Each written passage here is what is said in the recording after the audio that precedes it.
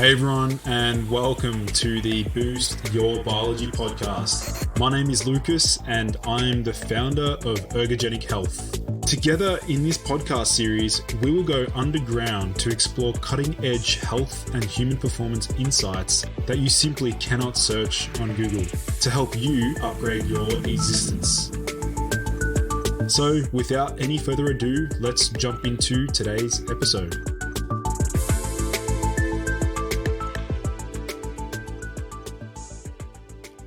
What's up, everyone, and welcome back to the Boost Your Biology podcast. I'm super excited because today we have a very special guest who is a functional medicine expert. Joining me on the show, we have Leland Stillman. Welcome to the show. Thank you for having me. It's a pleasure to be here. Awesome. So maybe do you want to start out with letting my listeners know a little bit about your journey? I mean, you're very passionate about functional medicine and optimizing human health.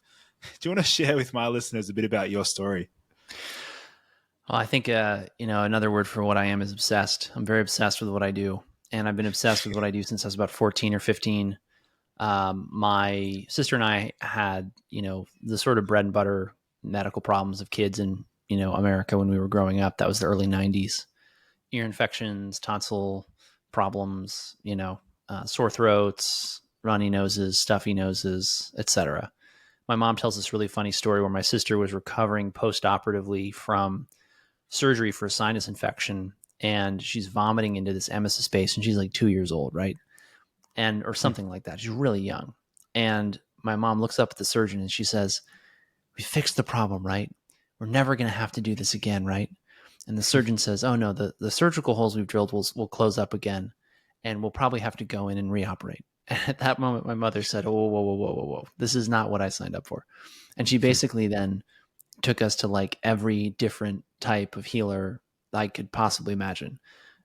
Dowsers, cranial sacral therapists, chiropractors, doctors of Chinese medicine, Oriental medicine, however you want to call that. Just the whole nine. We did some really wacky out there stuff. And I was fascinated. And as I got older, my dad was the opposite. He was the guy who said, "We can't give the kids melatonin to help them sleep because it is not like FDA approved," right? Like melatonin. I use doses of melatonin, probably 10, 100, maybe even 1,000-fold what I was like given by my mother as a child, right? Now as a doctor. So totally different approaches from my parents. And that gave me a real appreciation for there's like a lot out there, right? And, what are we going to actually use? Because there's only so many hours in the day. There's only so much room in your medicine cabinet. We got to figure out what works here, right? And that's what integrative medicine is really all about. And that's, we slice and dice all these names of what I do: integrative, functional, natural, holistic, whatever. At the end of the day, good medicine is good medicine. And I went to medical school because my mentor, who's a naturopath, said, "You'll get the biggest licensure. You'll be able to use everything." Like naturopaths, chiropractors, they can't really prescribe a lot of things. So go get the biggest hunting license you can, and then, pick and choose what you want to do. So I did that and hated medical school, just loathed the whole process. It was so incredibly, asinine. Medical school was asinine. There were really fascinating moments and times and whatever, but it was just, it's turning out doctors that people don't want to see and who don't really know how to think and who don't deliver good results for their patients. So then I got out of medical school, finished my residency, which was similarly unpleasant, and started to practice and trying to figure out what actually really worked. And that's kind of the short version, I guess. And now I do a whole lot of different things, but mostly what I focus on in my practice is getting people's lifestyles dialed in, from when they wake up to, what they have for breakfast, to how they go through their day. Little things like, okay, you're stuck in this office. How can we fix your lighting environment so that it's not as bad as it is? And then supplements. So we focus a lot on minerals, vitamins, using very clear dosing to fix deficiencies and optimize metabolic function. And then we do We do a lot of, what I think I can only describe as like life coaching, because it's not really therapy or counseling, but we try and help our people to understand how stress is playing a role in their illness, because a lot of Mm. them, that's the biggest problem that they actually face, Mm. stress from the way they were brought up, trauma, you name it, and helping them put that in context and then find strategies to mitigate that stress so that it isn't creating so much disease in their lives. Mm. Now, I noticed that in your Instagram bio, you mentioned there's a quote there that I really like, and that is, the greatest medicine of all is teaching people how not to need it. So this is going to be very pertinent to our discussion today around some of the strategies and things that people can implement to optimize their health. So Mm. maybe do you want to sort of expand upon, why does that resonate? How does that resonate with you? It's a great question. So I found that quote, I can't remember how long ago. It must be 3 or 4 years now. But I remember reading it and thinking, yes, this is the greatest medicine of all. This is obvious. Mm. How is it that I've been a doctor for many, not that many, but 3, 4, 5 years at least? I'm going to be in my 10th year of practice in, you know, 9 or 10 months. How am I only just coming across this? Why isn't this chiseled in stone across the mantle or the door of every medical school in the world? Mm. Because the real goal of the physician should be to restore the patient to a state of health that's really founded upon their diet and their lifestyle. And these words are so interesting because people don't read the history of words. The history of the word diet actually goes back to ancient Greece, and it's described as one's way of daily living, not just what you eat. And it's Wow. also specifically a physician prescribed way of living. That's what diet Mm. is supposed to be. And yeah, so that just became sort of the thing I was chasing, and still am. Right? How do I Mm. teach people how not to need medications? How do I teach them how not to need supplements? For better or for worse, in our modern world, it's very hard to live without some hacks, some cheat codes. I have plenty of supplements on my shelf. I just think I'm a lot more judicious and conservative with them than most people. And I'm very clear with patients when I say, look, some people you're going to go to are going to put you on like 20, 30, 40 supplements at a time.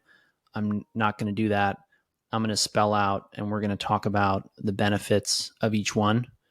I'm going to try to teach you how to do this with food, because I really do believe that food should be your first medicine. If I can tell someone how to do something with a supplement, or sorry, with a food rather than a supplement, I'll do it. But you'll get people who need high doses of things like zinc, chromium, manganese, selenium. How are you going to get that much of that mineral into the system without a supplement? And that's where the supplementation becomes really invaluable for getting people better faster. Mm. With that, I mean, you mentioned, really important point around diet. There's another quote which is, something that I've used before, which is, the best diet is a diet that you don't even know you're on. I like um, that. Yeah.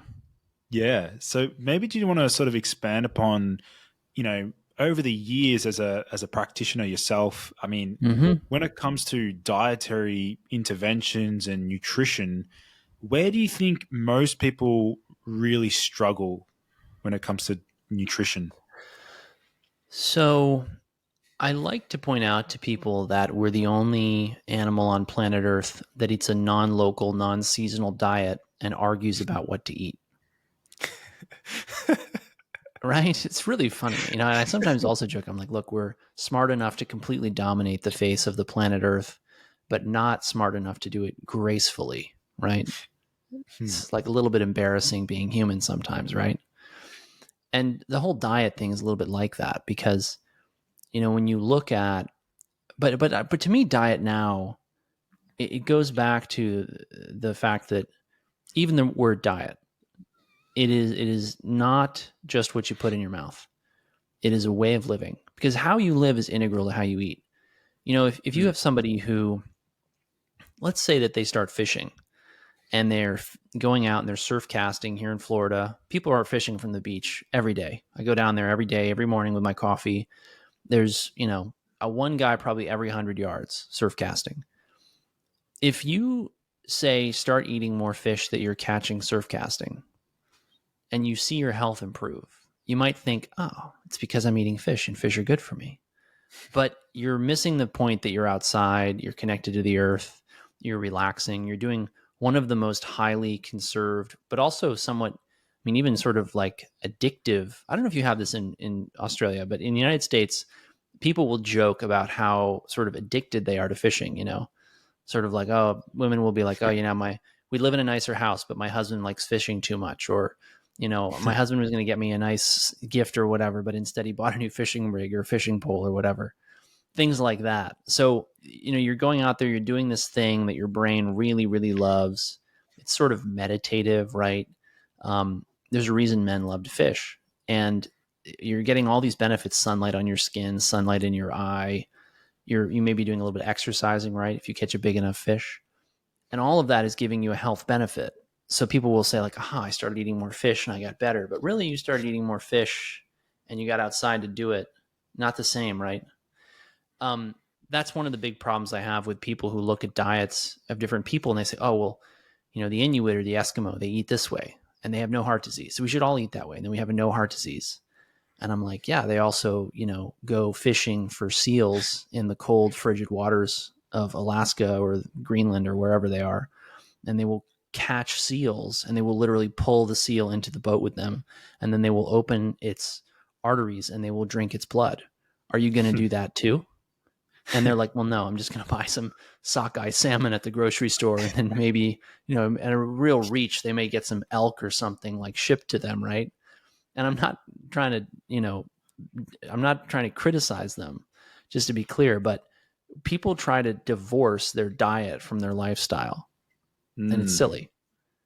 It's an obvious mistake that people, when you point it out to them, they say, yeah, I can see why that makes sense. But I've been shocked. And this is one of the real disillusioning moments for me in the integrative health space is you go to these conferences, right? They're like all the other conferences. Doesn't matter if you're talking about big box conventional medicine conferences or like big pharma conferences or whatever kind of conference, right? It's integrative medical practitioners in these big hotels with these big conference rooms, and these big fluorescent lights, these big artificially lit screens with, displays and presentations and whatever. These people have no appreciation for sunlight. They never talk about how important it is. They don't talk about circadian rhythms. They don't talk about photobiomodulation. They don't talk about any of this stuff. And it was very disillusioning to me to start going to these events that I'd been actually looking forward to going to for my entire medical career.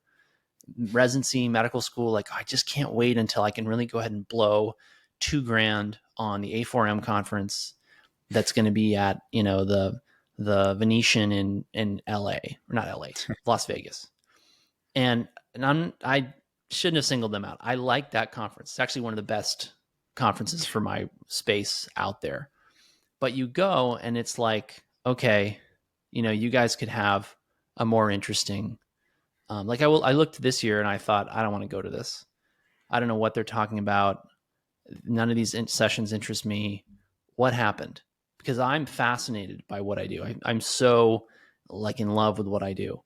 And the idea that you could put together a conference about what I do and make it not that interesting to me is pretty shocking, in my opinion. So, yeah. Does that help? Does that answer your question? Yeah. I think what would be useful is definitely frames it in that light in terms of structuring nutrition. Over the years, even yourself, how has your lens on nutrition evolved over time? Yeah. So we have to start by understanding that we humans cheat a lot. We cheat a lot. When people are saying things, well, we all ought to eat like this or like that, or people will say things like, well, the lions all eat, a carnivorous diet, so we should all be carnivores. And I'm like, yeah, but lions don't, skin their prey and then cure the hides and then make that into clothing and then migrate into northern Russia. So I can see why you want me draw these analogies in nature, right? And say, well, in nature it's this way, so we should do it that way. I'm like, yeah, but humanity always cheats. we do things like make fire and we make clothing and we make structures and shelter and whatever. So we cheat a lot. You just have to understand how that cheating, and you might call it biohacking if you want to make it fancy, but you got to understand how that affects your biology. So when you move into an indoor structure with fluorescent lighting, and all of a sudden you're not getting any infrared, not getting any red light, you're in a temperature controlled environment, you're not sweating, there's no cold stress, right? All of that reduces those stresses on your biology. Cold, heat stress, these have positive health benefits, right? At least in some measure, right? You can overdo anything.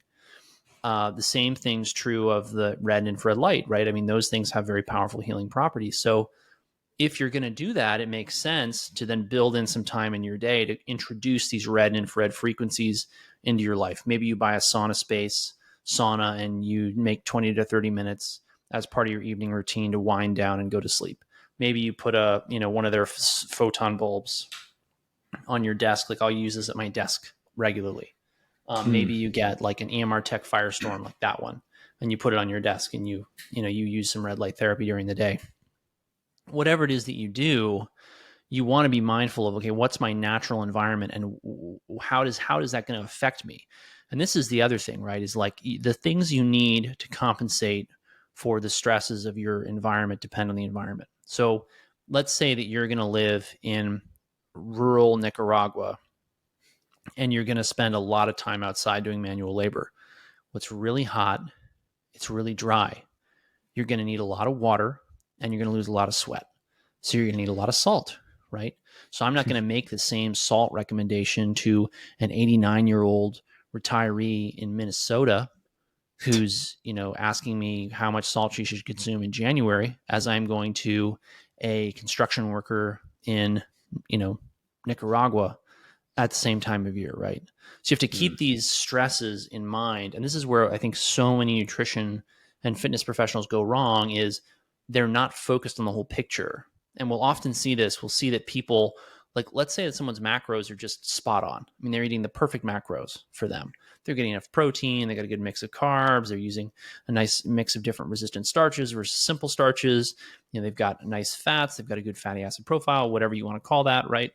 But then you look at their micronutrient density and they've got low potassium, low magnesium, high calcium, high sodium. That's a setup for high blood pressure, right?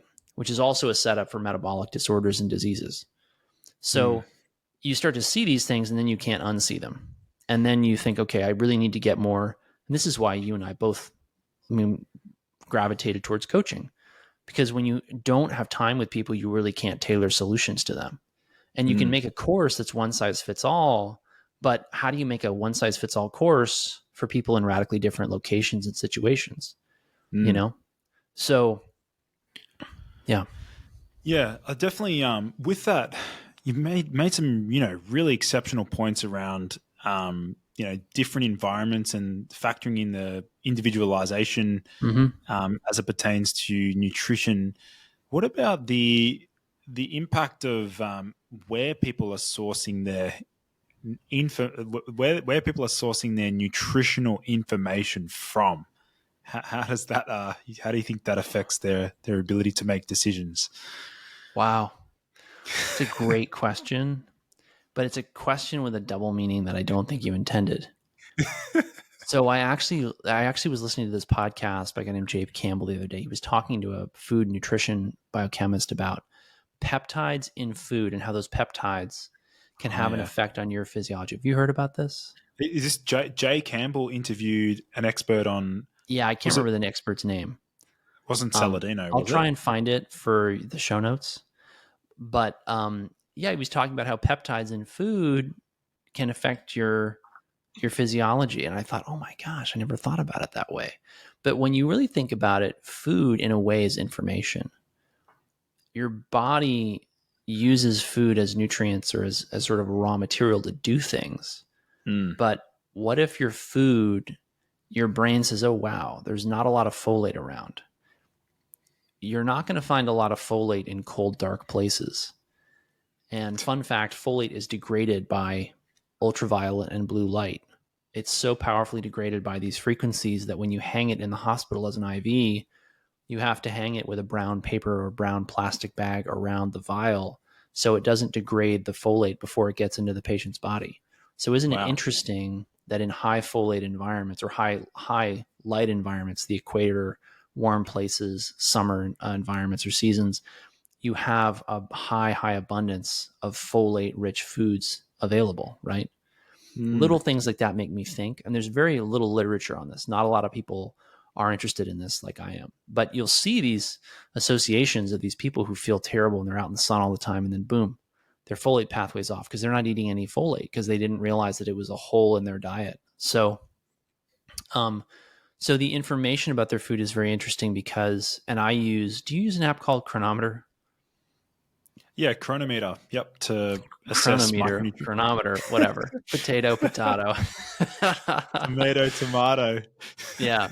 So we use Chronometer with our coaching clients, and I have a medical practice and a coaching practice for people who are curious, because we practice medicine I'm practicing medicine where I'm licensed because I don't want to go to jail, and I'm coaching people where I'm not licensed, and hopefully they won't throw me in jail for that. So anyway, with Chronometer, it has all this nutritional data about micronutrient, macronutrient content in food. That's, if you actually look at it, I just was reviewing this literature, our soils and therefore our food have been massively demineralized in the last few hundred years. I had some great papers that I quoted on I do this Monday masterclass every Monday almost, with rare exceptions. And the Monday masterclass is always on a different topic that I'm interested in. It's at 3:00 on my YouTube channel if people want to watch it. And in this Monday masterclass, I went through some papers where we looked at the amount that minerals have declined in our soil in content, and it's shocking. And this was a paper, by the way, from 2007, and the latest data they were referencing was 2002. And we're talking about, Wow. 50, 60, 70% declines. And that was just from like 1940 something, right?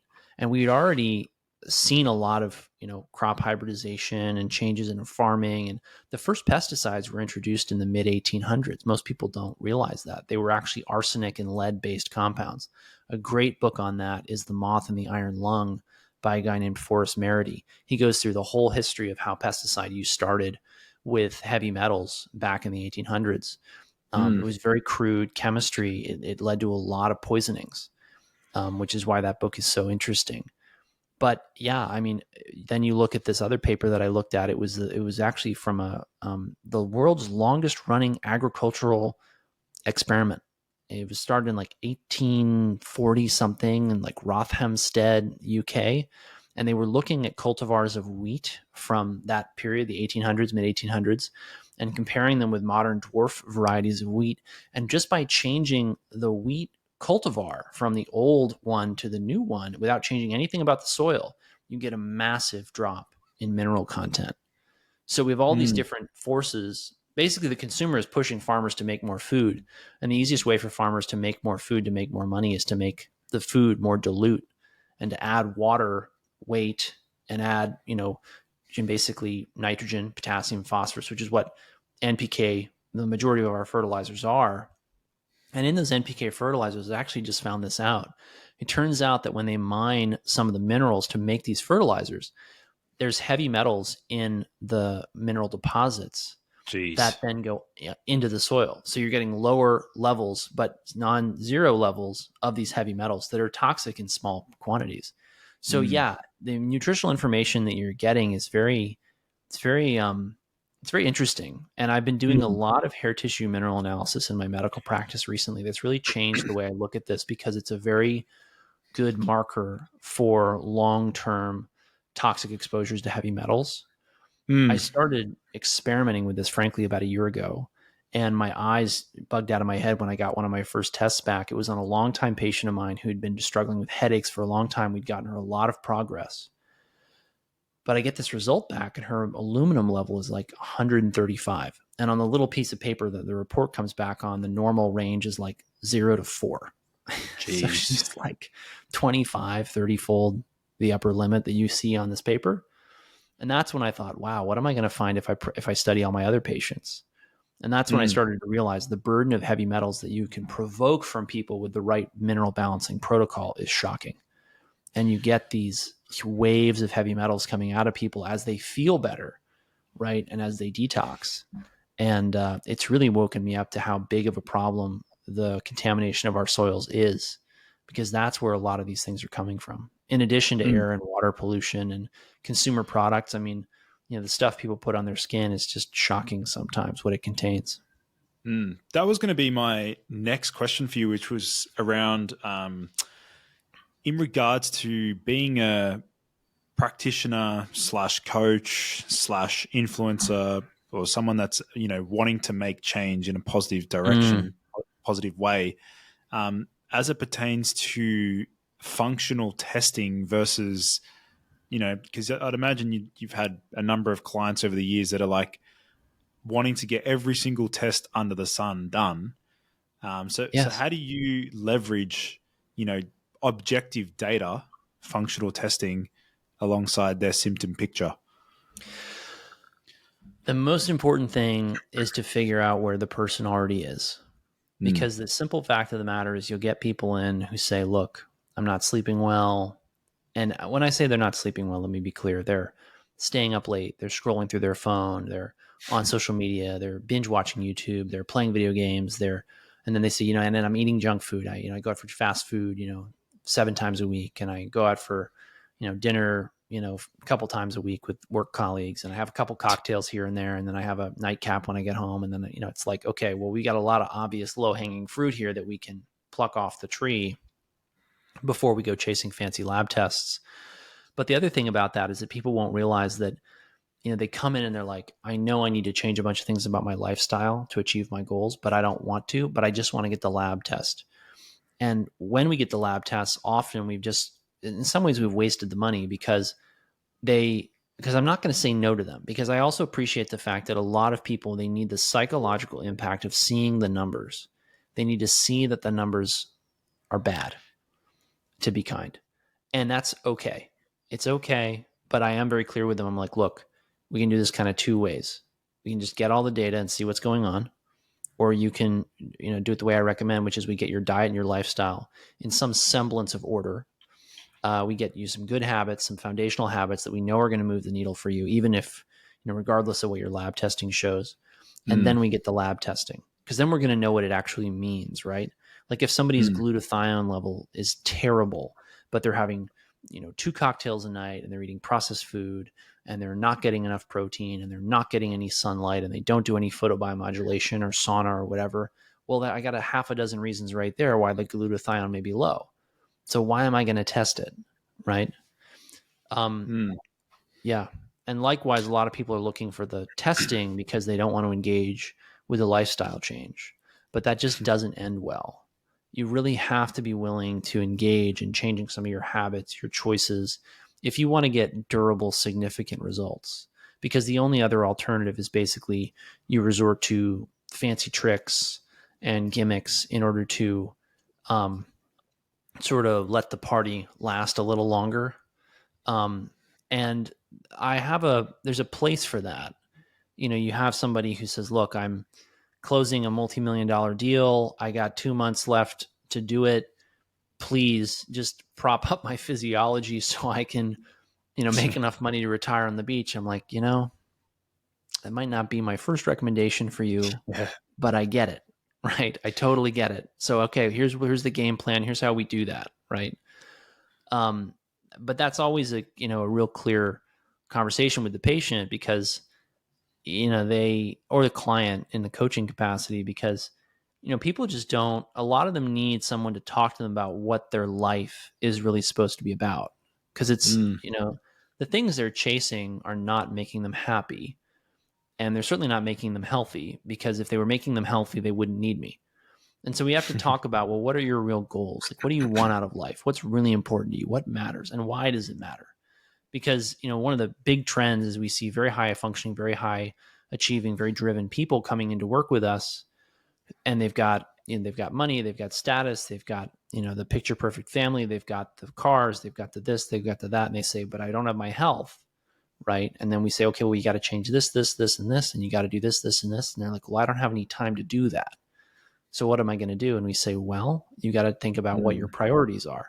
And the other piece of that I know that's going on is that if their health is not getting the attention that it needs, then their kids, their wife, their husband, their aunt, uncle, mother, father, grandparents, whoever, they're also in need of some kind of TLC, love, attention, because you can't, when you don't have time for yourself, you don't really have time for other people.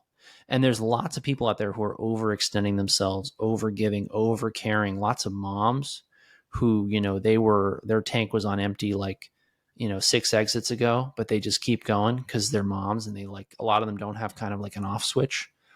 And we need to talk to them like, hey, is there some kind of way we can get somebody to help you have some time for you? Because you're really burning your health down.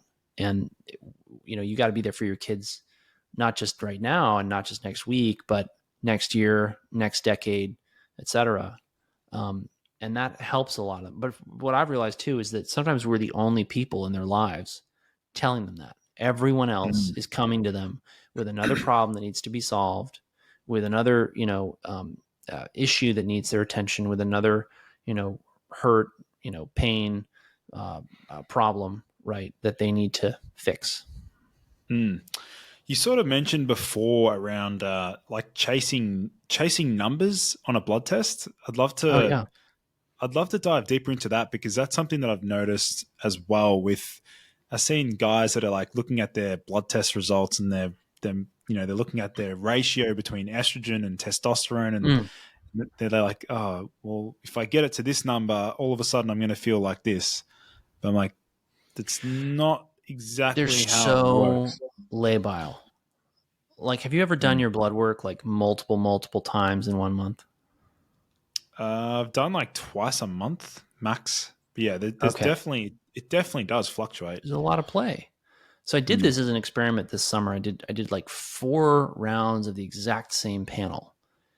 And I went through this. It's the YouTube video for this is Dr. Stillman shares his personal labs. And I go through and I'm like, look, some of these numbers, it's like train tracks. Like nothing makes my IGF-1 move from what I can tell, and, but my vitamin D, right? There's like a 20, or I think it's a 10-point difference between my December and then my summer values, even here in Florida, where it's pretty sunny all year. And then there's other values, right? Like I think it was my T3, my T3 fluctuated by like 20 or 30 points, which is about 25%. Was Right? that with the exact same nutritional? Same diet, same lifestyle, same house, same sleep routine, same work, same daily schedule, same morning, same cup of coffee, same coffee shop, same composition of the cup of coffee, Same honey barista with a little bit of almond milk. The exact same barista. The exact same barista. Right. Yeah. I mean, it's like I might have changed the brand of toilet paper that I use, but I don't know. And so it's like, and people get really fixated on these numbers, but when they do that, that's when I start to ask them, like, how do you feel? How do you feel about you? How do you feel about your life? How do you feel about your relationships? And a lot of the time we get into there's something like driving them. There's something eating them. There's something really bothering them that they have to address. That's where getting them into mindfulness, meditation, silence, relaxation, things like float tank, sauna, and then, Jim's my lead health coach, Jim Laird.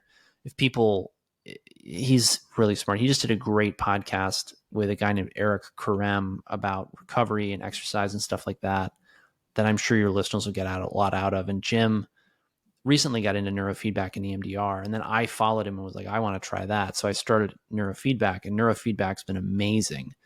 Better focus, better mood, more productive, better ability to make decisions, and also work with my team, because I had one employee a year ago, and now I have I have 2 full-time employees and like half a dozen subcontractors. So, it's one of the things that we actually recommend to a lot of our people is this brain retraining, because it's, you think nothing of going to the gym to train your body, and yet you don't ever go anywhere to train your mind. And Mm. it's not that meditation's not good. It's not that Tai Chi, Qigong, a lot of these ancient practices aren't good. They are. But, there's a big difference between, well, I would just say there's a lot of value in things like neurofeedback and EMDR, in addition to those things, for helping your Mm. brain. For many of those people, they need to switch off. They need to relax, because that chasing that detail, that ratio in the blood work or on whatever lab they're measuring is it's just something that can distract them from the things they don't want to think about, that bubble up when Mm. they are not focused on something outside of them. Mm. What about when people are brand new to the health optimization space and they come across the word biohack? Um, how do you think people perceive that word? And in your eyes, how is that word being used either appropriately or inappropriately nowadays? It's an interesting question. I think that when people think about hacking, they think about getting into a computer system first, right? And changing something, potentially in a malicious way. And then I think what it's come to mean in modern life is how to do things better and faster for a better result. And then, put the word bio on that. And obviously it's, getting better life results faster, right? Where I think they get into trouble is not understanding that nature's got a reason for its pace and its timing. And there's a lot of things about your biology that you shouldn't try to accelerate. We're doing really exciting things with accelerating things in the biohacking space. Like, you could look at something like neurofeedback and you could call that biohacking. Like, I certainly know for a fact that, and it's not just me, like my whole staff has mentioned that I'm more effective as a person. But you look at that's very much a biohack, and it's been immensely helpful. And I don't know if I ever could have gotten the same result without it, but I won't. I obviously can't know. When Yeah. they say like effective, they mean like your productivity output sort of thing, or Productivity, ability to handle multiple, tasks and things at the same time, my ability to interact with people and negotiate with them, talk to them, work with them. There's a big reason why doctors tend to be very difficult for people to talk to. It's because the training they put us through is very malignant. There's a lot of just ugly personalities in there, and there's a lot of abuse in the medical system that people don't see because it's not talked about, and because it's not. Medical trainees are very much like, they're very stoic, just like soldiers. It's like, you're not supposed to whine, you're not supposed to complain, you're just supposed to shut up, play ball, and save lives. Just like in the military, it's like, you're not supposed to feel your feelings right now. You have to go out and, kill enough of the enemy that we win, or whatever. So, yeah, it's been a huge game changer for me. But the funny thing about that is that I don't know how much credit I should give it, because I'm doing all these different things at the same time. Like these patches that I have, these LifeWave patches. Have you heard about yeah, these? yeah. We had the something Anderson. I can't remember his first name, but he was actually on my podcast. Oh, cool. Have you tried them? They're sitting in my shelf, and just like with all the other biohacks that I've got, it's like I get it. somewhere there. I still haven't had a chance I to know what you try it. mean. Yeah. Well, it's really fun going to visit like Ben Greenfield, because I'd come into his living room where he works in the morning, and he's got like stacks of boxes and books. And I'm Yeah. like, is this every day? He's like, yeah, every day. So, but listen, I get rave reviews about these things. As just one, and one of the things that people tell me is that their brain fog's better, their fatigue's better. I just had a patient today whose son, I gave him some patches, and his son, he said he's in a much better mood all the time, and he's much more upbeat about life, and he doesn't know what else to attribute it to than the patches. Because the reality is, I sent him the patches because he had a really serious foot trauma that may actually result in one of his foot bones dying. So it's not like he's in a life situation that would make him normally feel more upbeat and happy. So that, and then there's a YouTube video where I interviewed somebody who recovered from lupus. She had a lot of neurological complications from that, severe brain fog, fatigue. That's on my YouTube channel. I can't remember the title of it. So, I started the X39 patch like 3 months ago. I stacked that with the carnosine patch, the sleep patch, the X49, and the Aeon patch, all giving me these great synergistic results that I see the days that I don't wear them, and then see the benefits return when I do wear them. And I see them build the more I wear them. And then on top of that, I was doing new mineral balancing protocol. Have you ever checked out the work of Dr. Paul Eck? The name rings a bell. Is he like a mineral? He's no longer with sort us. of like, he's the wait, yes, godfather I of have hair heard of him, tissue yeah. mineral analysis. So I got into hair tissue mineral analysis about a year ago and kind of slowly got more and more into it as I began to realize that it was more and more powerful than I had appreciated and that I had been led to believe. And then I just launched a hair tissue mineral analysis course with my friend Clark Engelbert. And we're training like 30 different people in how to read these tests and understand the mineral system. And people are really happy with the course, which is awesome for us. And we're looking forward to enrolling our next cohort in end of October 2023. And then we're going to have a level 2 for people who want to progress. And I started doing mineral balancing really in earnest back in July, where I didn't just use protocols that I'd put together based on my functional medicine training. I just said, look, Clark, what do you think I should do? And what was really interesting about that is the doses of zinc that he told me to take. So, I was trained that, well, first of all, in conventional training, I don't think I ever once prescribed zinc. And then I got out into the functional medicine world, and you get people throwing zinc at, everything. But then they're also throwing every other mineral under the sun at everything because, it's like, you can find evidence for these minerals to treat practically every disease. And Linus Pauling did say, Linus Pauling, double Nobel laureate, he said, you can trace every disease to a mineral deficiency, full stop. So anyway, but what's the tough thing about minerals that people don't get is that they have these antagonisms and synergies. And so, you give somebody too much magnesium and maybe you mellow them out too much. And you don't give them enough potassium and they don't have any energy. And you give them too much salt to potassium and all of a sudden they have high blood pressure. So you have to understand these things. And Eck got deeper into this than anybody else maybe ever has, probably because he saw so many patients. But anyway, I went on this protocol and I'd learned in my functional medicine training before working with Clark that you don't want to go over like 30 milligrams of zinc a day because it can cause imbalances with copper and manganese and other, divalent metal cations. And then he said, look, you got to take 22 milligrams of zinc 3 times a day, plus a little bit extra in a multi-mineral multivitamin. And I did that. And wow, what an immediate effect that was they're very consistent for like 2 or 3 months that I was on that protocol. And that was when I really woke up and thought, this is really way more powerful than I'd even thought. And that was even though I'd been getting great results with the hair tissue mineral analysis, not knowing all these ins and outs, but just looking at these levels and saying, wow, this person's really low on selenium. This person's really low on chromium. This person's really low on, manganese, molybdenum, etc. And then doing what we call replacement therapy, where you see a low, you treat it, right?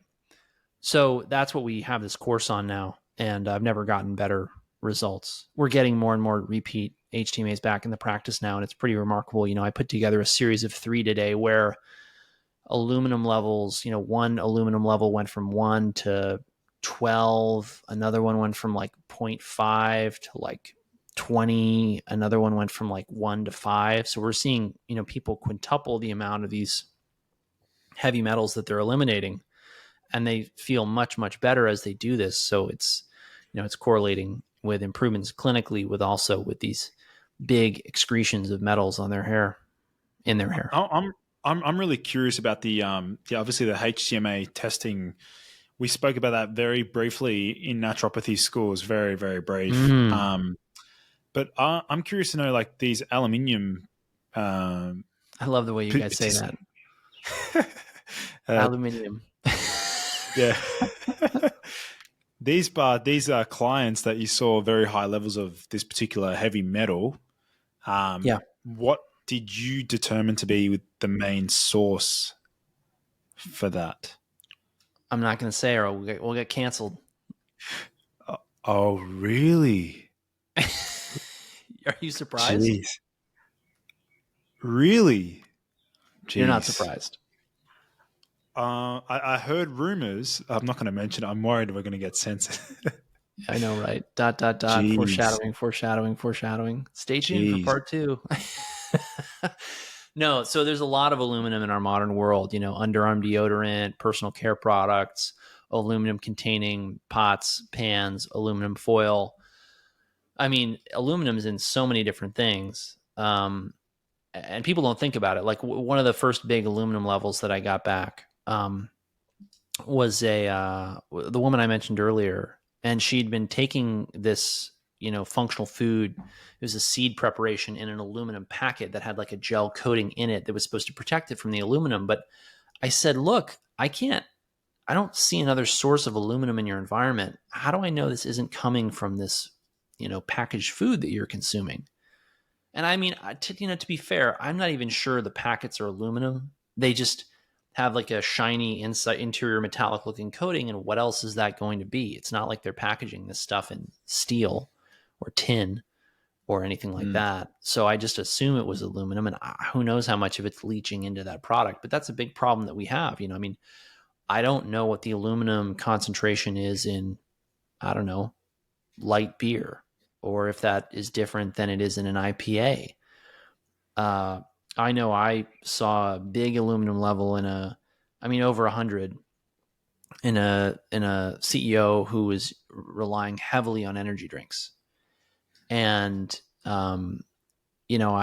I saw that and I thought, wow, we got to get this guy off energy drinks. So what I did was I actually told him, look, you're going to buy these powders and you're going to use them to make what I now call functional medicine mocktails, where you take a bunch of these different things you need to basically fix the patient's brain chemistry a certain direction, right? And you mix them up, and that's their substitute for an energy drink. And I coach my people on that. Like I'll go through a history taking with them, coaching them, whatever, and I'll say, look, you should use this, and this, and how much, and how often, and I'd mix it with cranberry juice or beet juice or whatever. I actually have to admit I haven't used beet juice because I don't think anyone would do that, but I'll pick the juice or pick the even the source of water. We can get kind of fancy with that because you could use like a reverse osmosis filtered water and then add concentrates or a trace element solution that's heavy in magnesium if you didn't want to get the calcium in there, or you could use the spring water, which has got the calcium and the magnesium. So you can do all kinds of things like that. So anyway, yeah, there's so many sources of aluminum in our modern world. And it's Chris Exley's work on this is very clear. Aluminum is a big problem in the human body, but that's a very hot take for obvious reasons. Switching gears. I mean, I'd like to delve into sleep and stress. I know you mentioned before around stress being a heavy component of Yes. people's issues with health. How do you go about? Obviously, people are aware that they're under stress.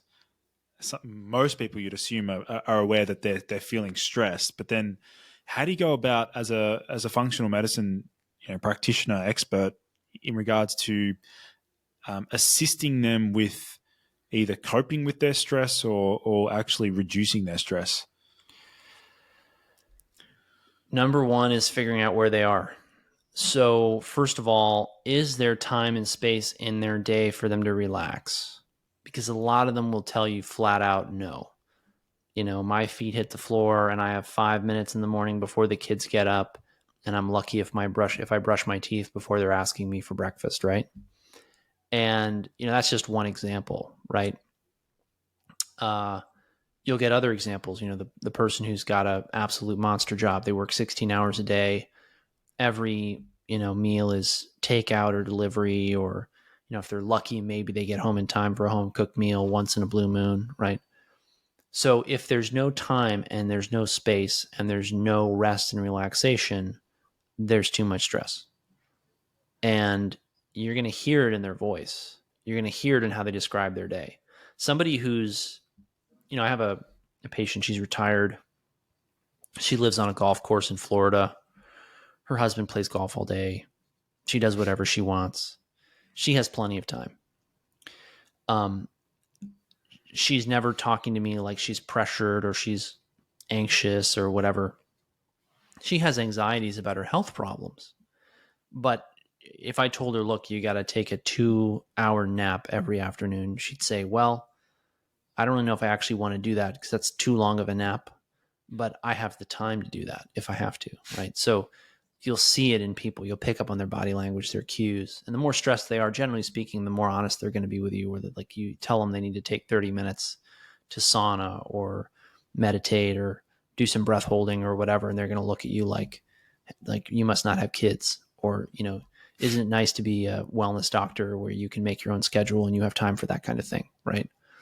So you'll figure that out. I mean, they'll tell you. And then for the people who say, there's no way I can do that, there's no way I have time, it's not possible, you have to kind of get into a why. Because a lot of them have really serious issues with their self-worth, or really serious issues with a mindset of scarcity and lack and not having enough, right? And you'll say to them, well, why can't you take 20 to 30 minutes to sauna? And they say, well, I just don't have time. Well, why don't you have time? Well, I'm taking care of X, Y, and Z. Well, why are you taking care of X, Y, and Z? Well, because I have to do them. Well, why do you have to do them? Well, because I have to do this, this, and this, and this. And, if it's work, people are generally working to make more money. And they're generally working to make more money so that they can afford more things. And so you say, well, why do you? And it was really funny. Once I had a patient say to me, I bet you have a really nice car, Dr. Stillman. And I said, no, I drive a 2020 Honda Civic because I don't want to spend my money on a car. I would much rather have an extra 30 minutes to an hour a day when I can rest, relax, and maintain my health than work more and have, fancier car. And, people have a tendency to want to chase more. And that's created a world of incredible abundance materially, right? We've never had so much material wealth ever in the history of the world, I think, than now. And a lot of that wealth is on paper, right? It's, the Federal Reserve literally just adds dollars to its balance sheet and all of a sudden money's been created, right? But I mean, in real terms, there's just more material wealth, goods, houses, hard assets in existence right now than ever before in the history of the world, right? And yet people have arguably never been sick, or sicker, I should say, than they are now. So the material wealth we're chasing because we're wired for a world where famine, drought, war, enslavement, natural disasters, these are normal everyday occurrences. Our brain, our primitive brain, it just can't wrap its mind around the fact that we can build grain silos that can withstand hurricanes, or we could store, enough food to feed in a family of 4 in a broom closet and it could keep for 10 years. Our brains don't work that way. They think, I need another thing. I need another thing. I need more stuff. And a lot of that's wired out of, some of this goes back. I wonder about it, right? Like I remember I was watching a presentation long ago. I think I was even in college, about how a famine in Ireland had epigenetic effects on Irish women that turned on basically genes that made them more metabolically efficient and caused them to store more fat, and that they saw this increase the risk of obesity in their offspring. So a famine that a mother lives through sets her child up to be more overweight, right? That's what our genetics are wired for, not this world of just, I could in 5 minutes, I could have, a milkshake in my hand that came from a cow in California. Then another 5 minutes, I could have, chicken McNuggets or whatever that were made in Georgia. It's very bizarre in an evolutionary sort of, natural sense. And our brains are not set up to cope with that level of abundance, which is why we have so much obesity and diabetes. And not just those things, right? Because I think those are the things that people see in public. And, if there's one thing that is probably that crushes it more than anything in the health and wellness space as a topic, it's fat loss, weight loss. But just as dangerous and problematic are the things that people don't see, the gluttony of things that is not food, the drugs, the exercise. I mean, most people don't realize that you can really truly be addicted to exercise. I have had cases in my practice where exercise is one of the big problems. And it goes back to the diet thing. The best diet you have is one that you don't realize you're on. What's funny about it is that, people will not realize that their diet they think is adequate for their caloric needs for their exercise load. And they're completely wrong because they don't have any context. So yeah, it's other things, we look for drugs, we look for dysfunctional relationships. A lot of people who don't have time for themselves are stuck in relationships with narcissists, psychopaths, whether that's a boss, a parent, a spouse, romantic partner, child, whatever. It's then pulling their energy out of their body in a very real way and setting them up for the failure that they then come to us for help with. We've had, more than a few people who say, wow, the way you talked about this topic helped me understand that I needed to end a relationship or get out of a toxic work environment. And it really, then all my medical problems disappeared. Right. So. Yeah, that's, I have a name for those. I call them energy vampires.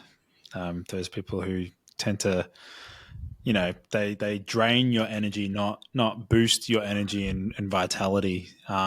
Right. That was actually going to be my next question, which was around, and the final question, which is, what is your number one biohack for increasing energy?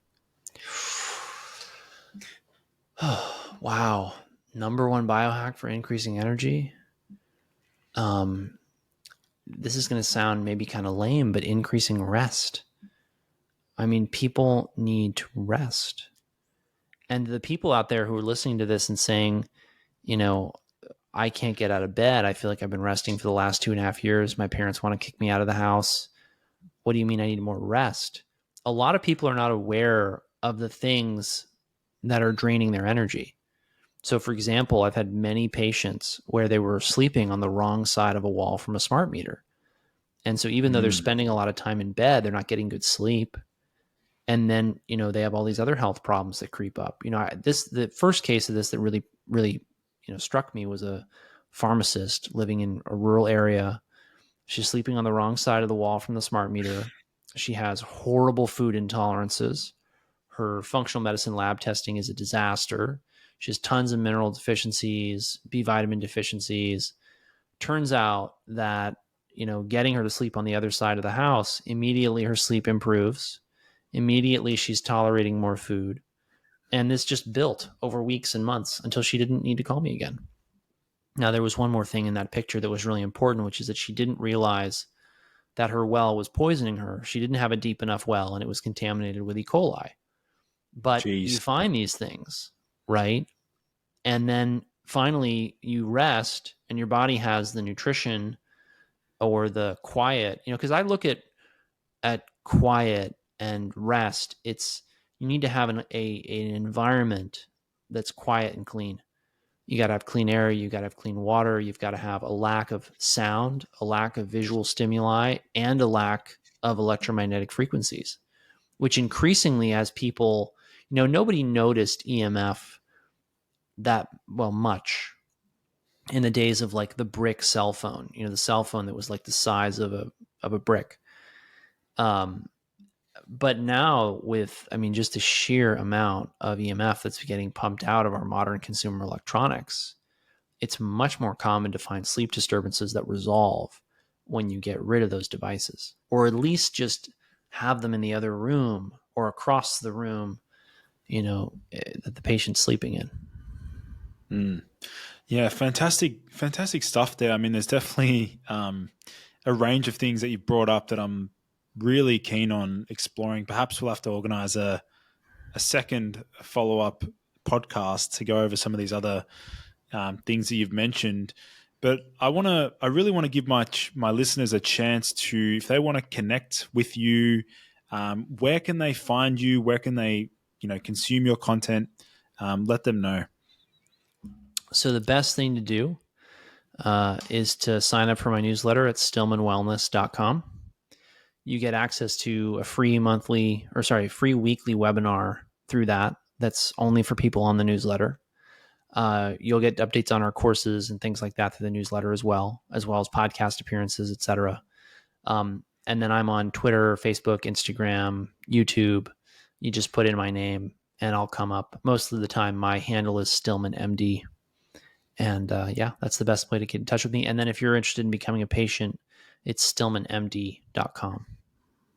Fantastic. We'll make sure to leave those linked in the show notes. But otherwise, yeah, it's great to have you on the podcast. I know a few of my followers on Instagram have sent me your content and told me I have to get you on the podcast. So yeah, it was great to connect.